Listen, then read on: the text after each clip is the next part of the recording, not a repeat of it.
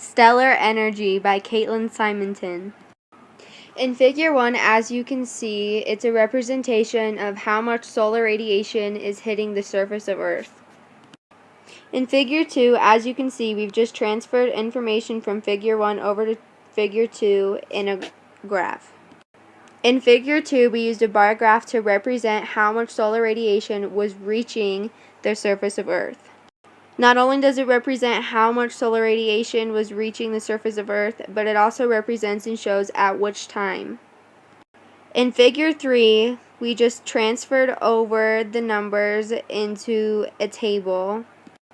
From the number column of the table, you can see how much solar radiation reached a specific part of the Earth's surface.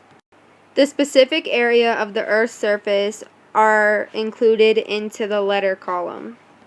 Overall, these figures are shown to represent how much solar radiation is reaching not only different parts of the Earth's surface, but how much as well. The bottom left figure on this slide shows information on energy emitted from the Sun and HR 8799. The information that is shown is UV rays that come from both the Sun and the star. As you can see from this representation, the Sun does not emit as much energy as the HR 8799 star. Not only does HR 8799 emit more energy, but it also has more UV rays.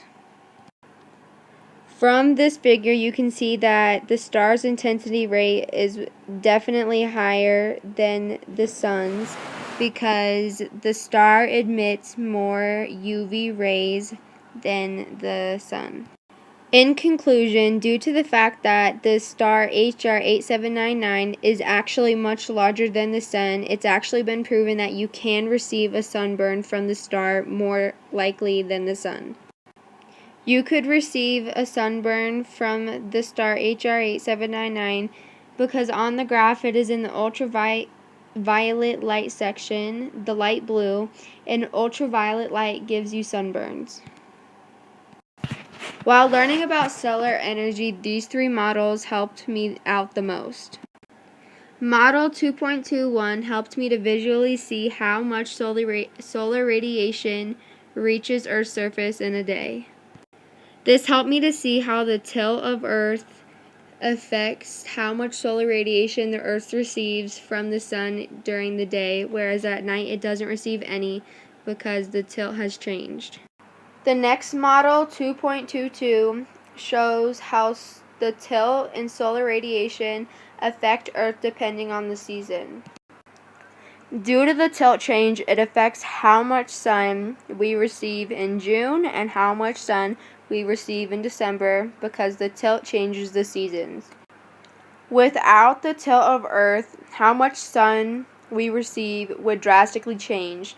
In the month of March, it would be like summer. It would be long and uncontrollably hot because we're just receiving sun. Because the sun isn't going away because the Earth wouldn't be tilting. Whereas in the winter, if the Earth didn't tilt during the month of September, which should just be fall, it would actually feel like winter because the Earth wouldn't be receiving any sun. How much sun we receive during the year and which season it is extremely affected by just the tilt of Earth. Last but not least, to evaluate the statement, today was a short, cold winter day. As Earth orbits the sun, winter occurs when Earth is farthest from the sun. This statement is incorrect. This statement is false because we get our seasons when the Earth is on tilt, not when the Earth is a specific distance away from the sun.